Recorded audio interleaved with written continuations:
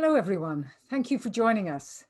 I'm absolutely delighted to have this opportunity to chat with Dr. Elizabeth Sherwood-Randall, an Oxford graduate who has had the most extraordinary career and is currently serving as Homeland Security Advisor to President Biden. Liz is a Californian. She was an undergraduate at Harvard, where she studied with the late, great Stanley Hoffman and was an undergraduate researcher at the Center for European Studies. I must confess that Professor Hoffman was my graduate advisor, and I spent my years as a Harvard academic in the Center for European Studies. So I'm so thrilled to have this chance to chat to Liz because she and I share so many interests in common. After that, Liz came to Oxford as a Rhodes. She did a DPhil in international relations at Balliol. Her brother, Ben Sherwood, the author and journalist, followed her soon after, where he was a Rhodes at Balliol. And they are the first brother-sister Rhodes duo. Liz went from Balliol to Biden in 1986. She joined the staff of then Senator Biden and served as advisor on foreign and defense policy when he was on the Senate Foreign Relations Committee. In the Clinton administration, she was Deputy Assistant Secretary for Defense for Russia, Ukraine, and Eurasia. She led the efforts to denuclearize three former Soviet states, for which she was awarded the DoD Medal for Distinguished Service and the Non-Lugar Trailblazer Awards. And I think to most of us who follow nuclear weapons, few acts have done more to secure nuclear security than the denuclearization of the former Soviet states. In the Clinton administration, that was in the Clinton administration, and then when Republicans are in office, she has tended to go back to academia, to think tanks, to Harvard, to Stanford, to the Georgia Institute of Technology, and the Council on Foreign Relations. She's published widely on national security with particular emphasis on alliances. Her first book was Allies in Crisis, and it looked at the history of NATO and described how NATO handled crises outside of Europe without weakening its own organization. She later wrote Alliances and American National Security, which makes the case for modernizing US alliances as a means to achieve our American national security goals. And most recently, she published The Age of Strategic Instability, How Novel Technologies Disrupt the Nuclear Balance, in the July 2020 edition of Foreign Affairs. In the Obama administration, she was Special Assistant to the President and the Senior Director for European Affairs on the National Security Council. As such, she had the unenviable task of interpreting Brexit for the American political establishment. She was then the White House coordinator for defense policy, countering weapons of mass destruction and arms control. And then in 2014 was appointed Deputy Secretary for the Department of Energy and the department's Chief Operating Officer, which meant she was overseeing a budget of some $30 billion and a workforce of over 113,000 people. Now, you may not appreciate that in the US, the DoD has extensive responsibility for cybersecurity and the power grid infrastructure.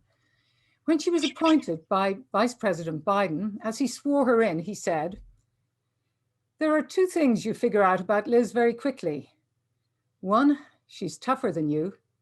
Two, she's smarter than you." In the most recent presidential campaign, Liz was active on the Biden team, knocking on doors in Iowa and headlining fundraising and get out the vote efforts. She was also a member of the Biden Kitchen Cabinet and informally advised the Biden team on a range of energy, climate, and national security affairs. And now, as I mentioned earlier, she is serving as Homeland Security Advisor to President Biden. She has had, as you can see, an extraordinary career. So I'd like to invite her to join me now so she can chat to us about this career and as it started at Oxford. Liz, are you there?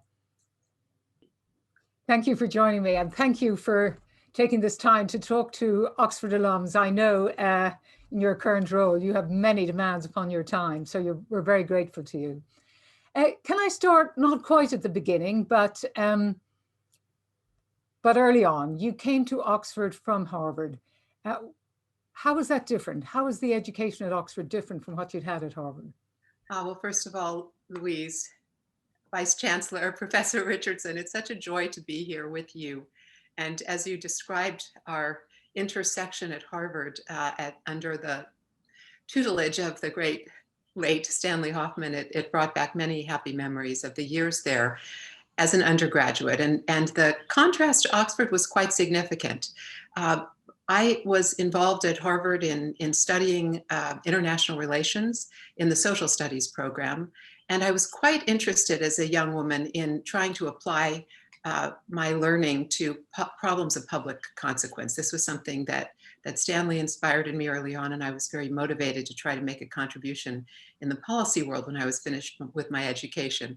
When I came to Oxford and began the DPhil program with Professor Hedley Bull, it was clear to me that that was not yet the norm at Oxford. Oxford has been quite transformed over the decades since I was there. And principally, the focus was much more internal and on the education of scholars for future generations of academic leadership. And so I did feel at the time a bit out of sync in the sense that I still had this yearning to be engaged in the world, but Oxford was much more cloistered then. And it really did have the feeling of a world apart. And so I sought to do my work and to satisfy the requirements of the program. I also arranged to spend some time at the International Institute for Strategic Studies in London every week for a couple of hours to stay connected to the world, and ultimately came back and did an internship at the State Department on the topic I was writing my DPhil thesis about before I completed the writing. And at the time, Professor Bull was quite horrified by that. He thought that I would lose my objectivity as a scholar, but I felt it was crucial to inform what I was writing about, to test the propositions in the real world. And that has always been, as you've described it, I've gone in and out of government. My interest in times in academia is how can we translate the great ideas that are being generated in academic institutions where people have the time to think and analyze and write? How can we translate those ideas into action? Because we face so many challenges in the world where we need greater analysis and advice informed by the kind of study that goes on at Oxford. Well, you were a trailblazer then too, I think, because I do think now at Oxford, people are much more interested in translating our research. We will always have those who want to train the next generation of academics, and I hope we always will. But I do think many more of our students are interested in the practical application of what they're learning. But now you and your brother Ben made history as the first brother-sister Rhodes. Tell us about that. How did that come about? Well, so first of all, it's not so historical if you put it in context, which is that women were only allowed to apply for the Rhodes Scholarships in the 5 years preceding my winning. So there was a very small cohort of women who could have been brother, sister in relationship to a male Rhodes Scholar. So I was the 5th cohort of women. And my brother is 4.5 years younger than I am. He had the courage to go ahead and apply and to win. He was completely autonomous and self-motivated and came to Oxford and studied actually at Magdalen. He studied imperial history and development economics. And we both grew up with a sense, I'll say what's common, first of all, we're quite close, but also that we grew up in a family in which we were always expected to think about how we could make a difference in the world. And so each of us had that ingrained in us from our childhoods. And it was not surprising then that if we had the opportunity that we would come and do something like what we each did at Oxford, which was to try to prepare to contribute. I'll say that also at the time there was such a we in where I grew up in Los Angeles, it felt it could be seen as a beautiful bubble, and our parents wanted us to be citizens of the world, and so there was a great focus in our childhoods in getting out and seeing that the world was quite different from the community in which we grew up. And that also, I think, influenced both of us in seeking an opportunity to study abroad as we were growing our capabilities to contribute. So coming to the UK gave you a global perspective. Defending your ideas against Professor Bull must have given you some training for what was to come. But how do you think your Oxford education helped prepare you for your career? In so many ways. First, it did challenge me. I mean, there were many assumptions that were challenged, and I did wrestle with Professor Bull on many subjects, and that strengthened my capabilities. I mean, it really is. It was more challenging in the sense that he, as I noted, didn't necessarily think that it was the best use of one's brain to want to go out and be in the policy world, and so I had to contend with that. More generally, I just think it exposed me not only to the riches of the United Kingdom, but to the international community that was studying in Oxford, and to the opportunity to do a great deal of research across Europe, because I did pick a dissertation topic that enabled me to travel widely and do a lot of research and interviews across Europe at the time, and it was eye-opening for me in so many ways. So it gave me the broader perspective that proved to be valuable. For example, in the role that you described me performing in the first term of the Obama administration, when I had responsibility for European affairs for President Obama on the national security team.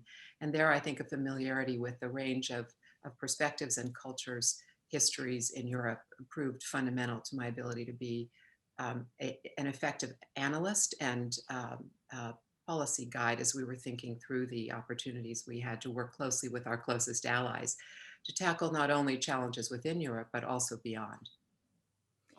Now, was it that experience then that helped you land that wonderful job? I'm sure many of our students would, as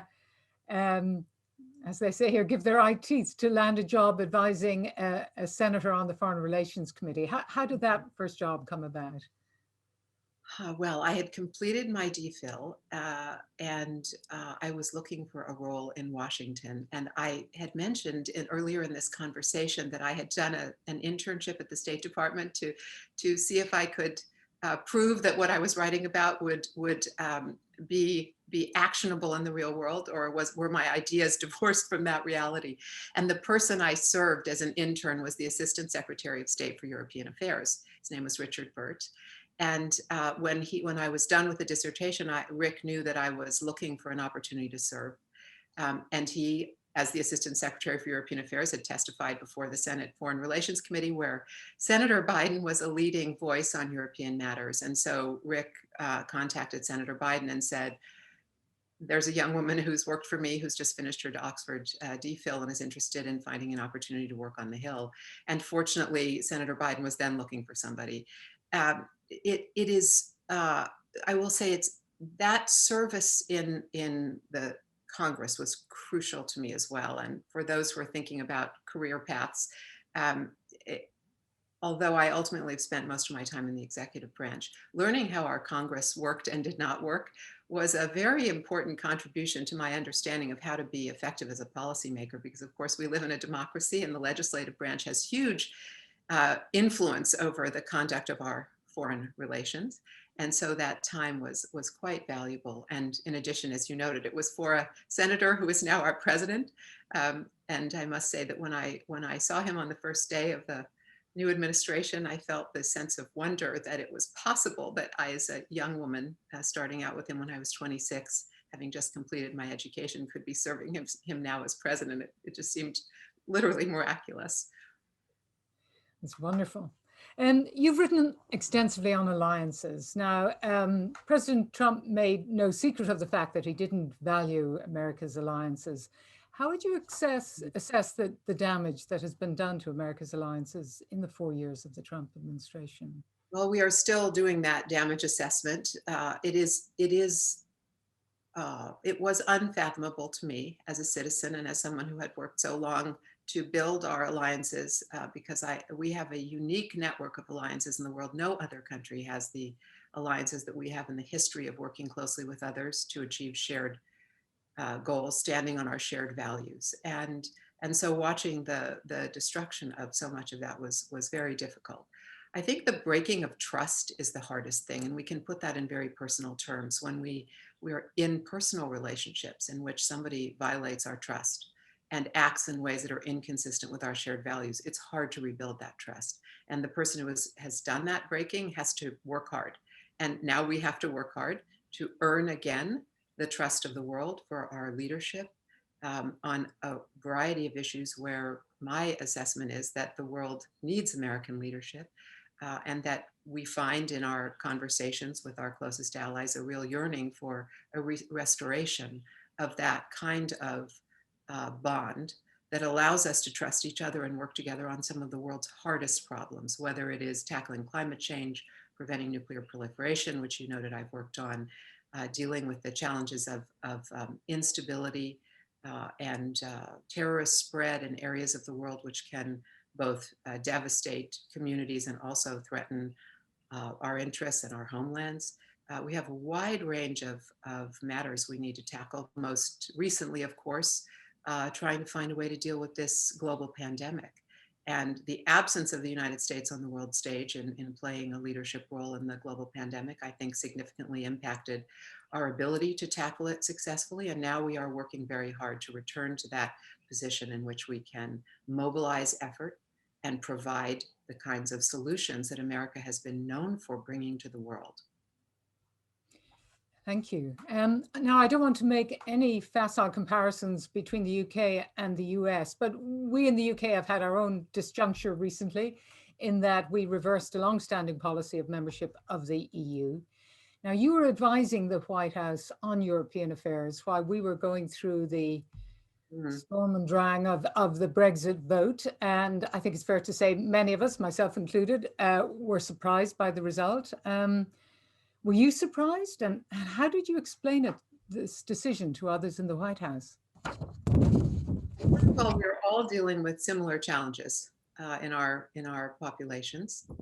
And so it is necessary for us to understand the motivations of those who are uncomfortable with, for example, globalization, who feel that the world they knew has disappeared and they don't see their future in what is coming their way. They feel left behind or left out. And that said, the Brexit challenge presented itself, as you know, when I was advising President Obama on Europe. And I did make a trip to London in I think it was in the last year or 18 months of my time in that role. And I recall saying to my British friends and colleagues, on the record, so this was out in the media, that in our view, a strong United Kingdom in a strong European Union was in the interests of the United States. And that was our position. We believed that Britain leaving the EU was not in the best interest of any of those three parties, the United Kingdom, the European Union, or the United States. But it's happened. And so now we have to deal with the consequences of it. And most sadly, right now, I've been watching with dismay what is happening in Northern Ireland and the implications of that. I mean, we anticipated that some of these issues would present difficulties, and we're seeing them in real time. And of course, we're concerned about all the ways in which we need to ensure that we can continue to trade. We're each other's largest trading partners as a whole. Figuring out a way that will now work for a Britain that's outside of the EU is a project underway. And I hope that we can continue to work so closely on so many of the matters that are important to each of our populations, despite this altered state for the United Kingdom. And we do continue to be closely allied in the North Atlantic Treaty Organization, where we have the Article 5 guarantee to one another's security. Thank you. Can we move on then to what may be the next big thing, which is climate change? And I'm happy to report that Oxford this year announced a new sustainability strategy that commits the university to be net carbon neutral by 2035 and net biodiversity gain by 2035. And we've committed ourselves to a range of somewhat challenging actions in order to help us realize those targets. So it's very clear the younger generation have seized on climate change as a cause. I must say I'm delighted that they have. And if the pandemic has taught us anything, surely it's taught us what happens if we ignore a predictable but high consequence event. Now, you've worked intimately with many of these issues in the Department of Energy. How confident are you that we can avert the worst ravages of climate change? Clearly, it's going to require us to work in tandem with countries like China, India, and others with whom we may not be in agreement on other issues. How are we going to do this, do you think? Well, I'll begin by resonating with what you said about a younger generation and how mobilized they are around this issue. And they see their future being at risk.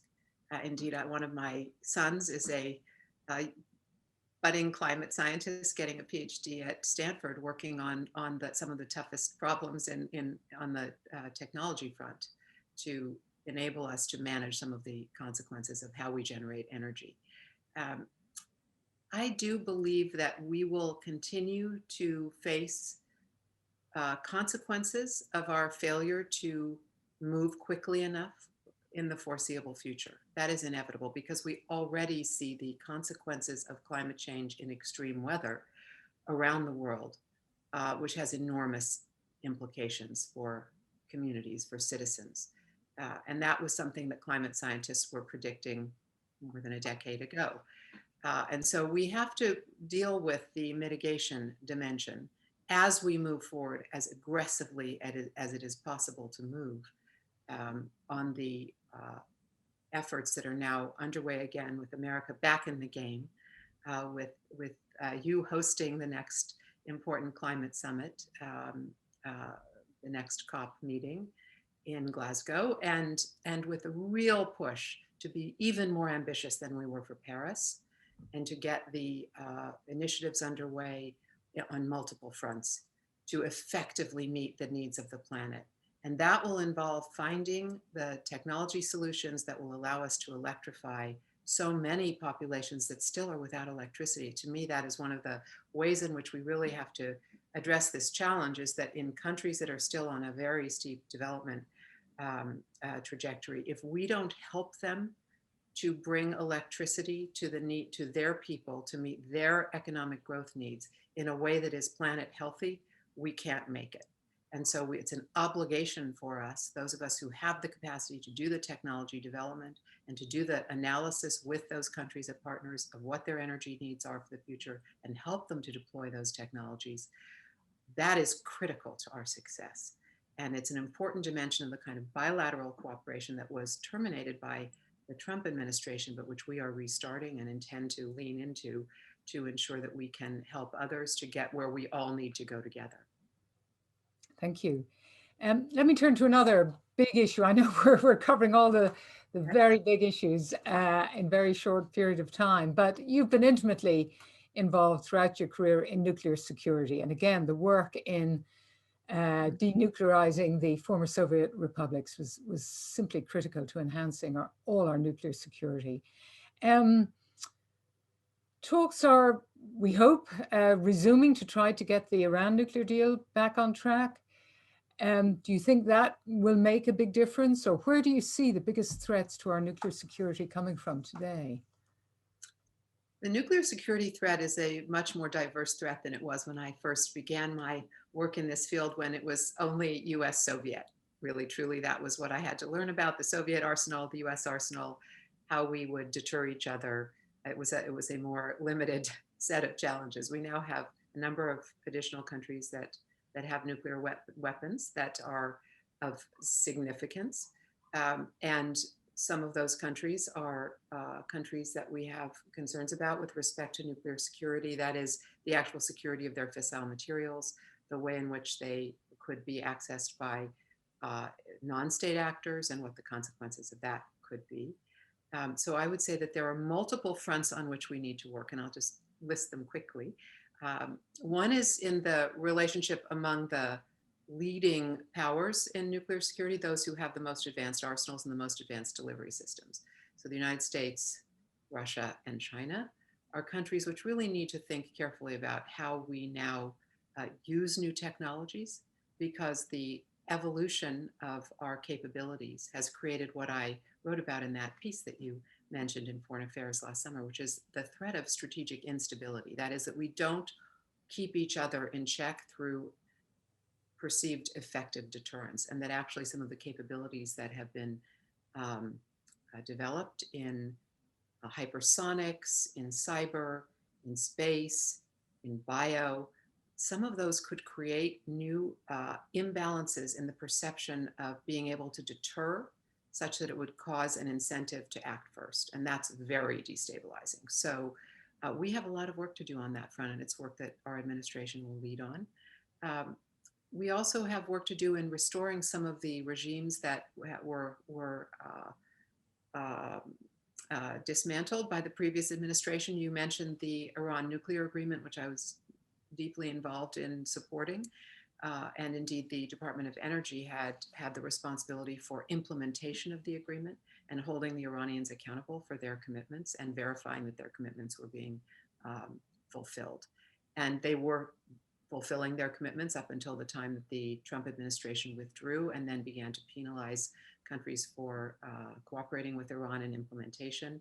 And it really did unravel a whole set of incentives and constraints that were keeping the Iranian program in check. We obviously now see the Iranians doing more in violation of the agreement.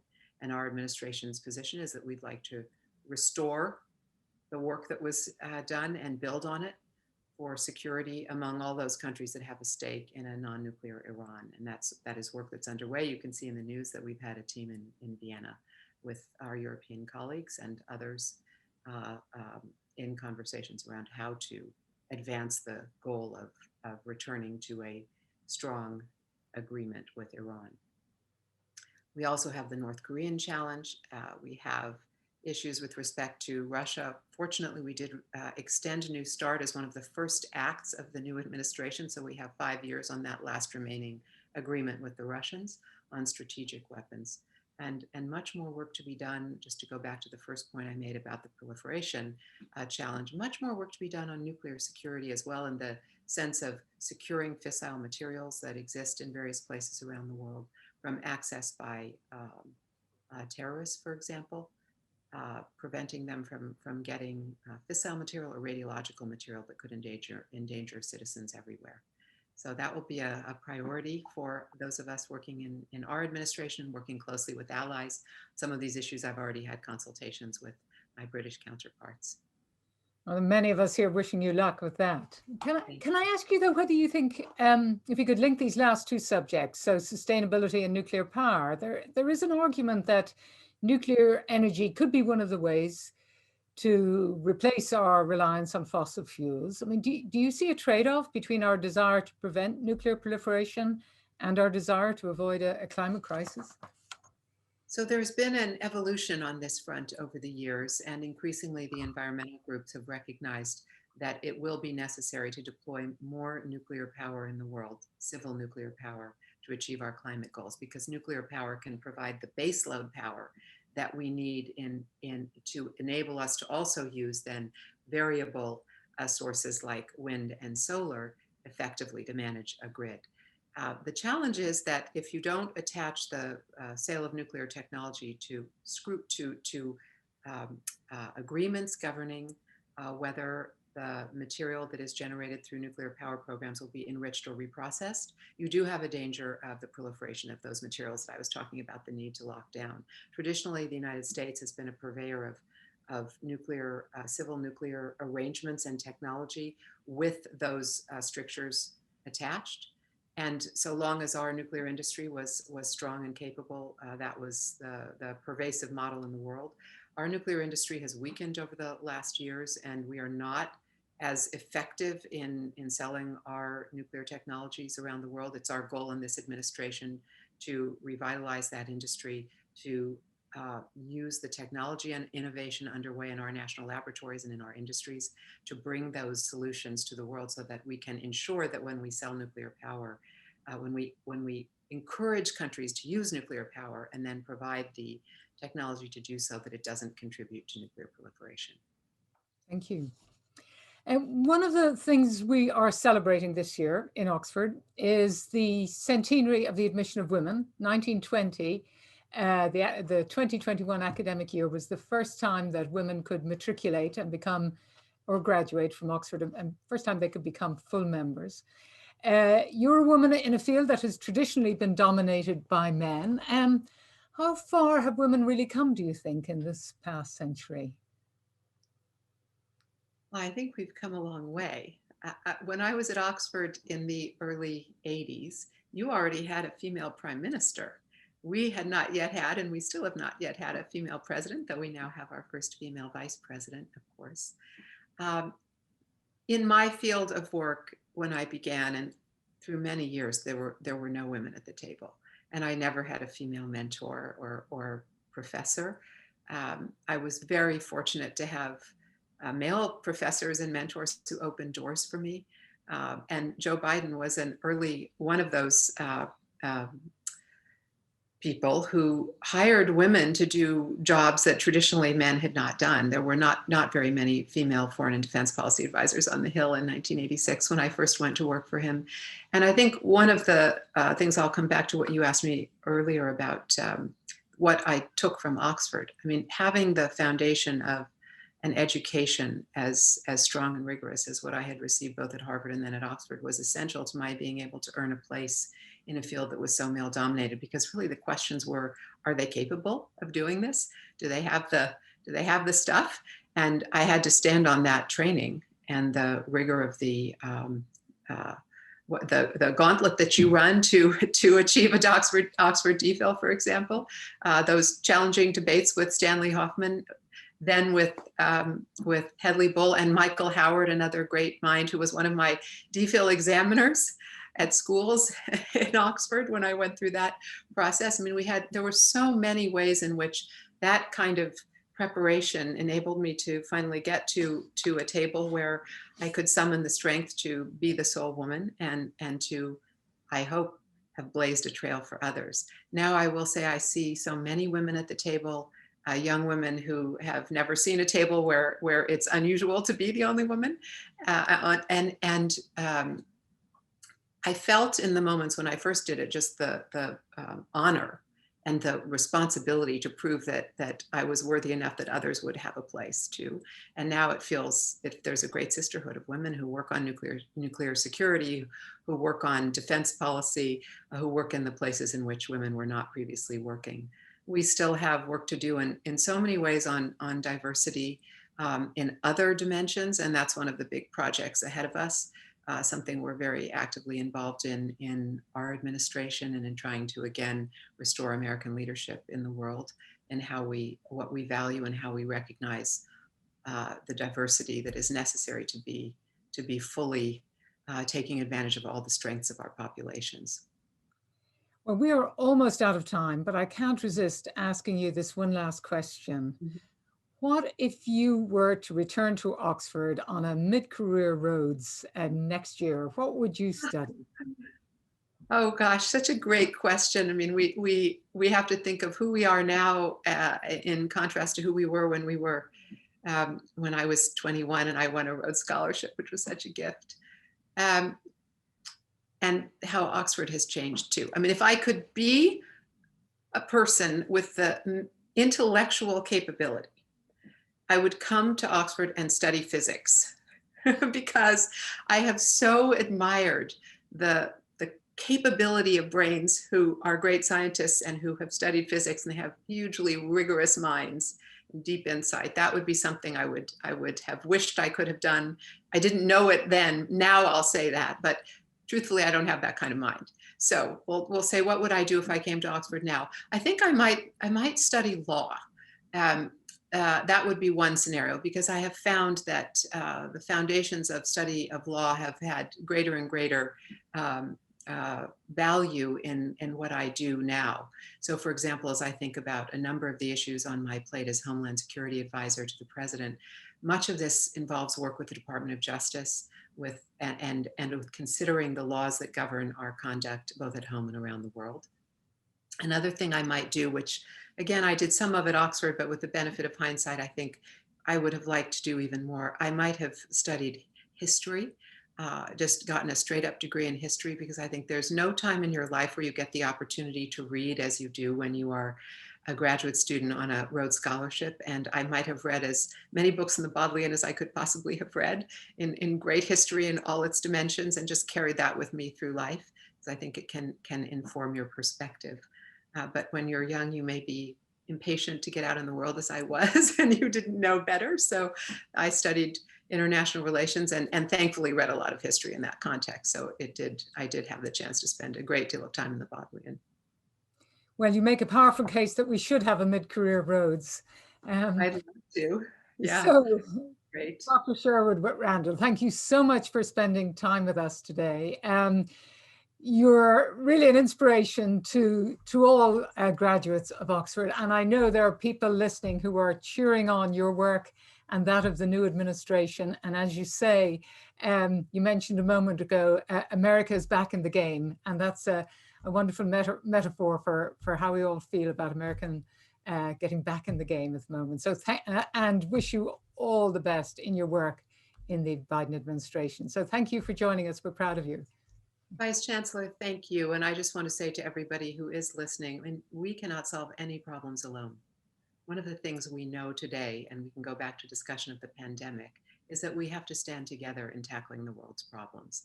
And so one of the animating spirits of this new team is how important it is to build bridges again, prove that we mean it when we commit to a joint endeavor, and that we'll follow through, because we have to work together to tackle these problems: climate change, nuclear security, pandemic, disease, poverty in the world that affects so many. So thank you for the privilege of speaking today with you, and for our continuing friendship. And I look forward to being back at Oxford, perhaps once I leave this administration and have a chance to catch my breath, and we'll find a way to spend some more time together. Much appreciated. Bye-bye. Bye.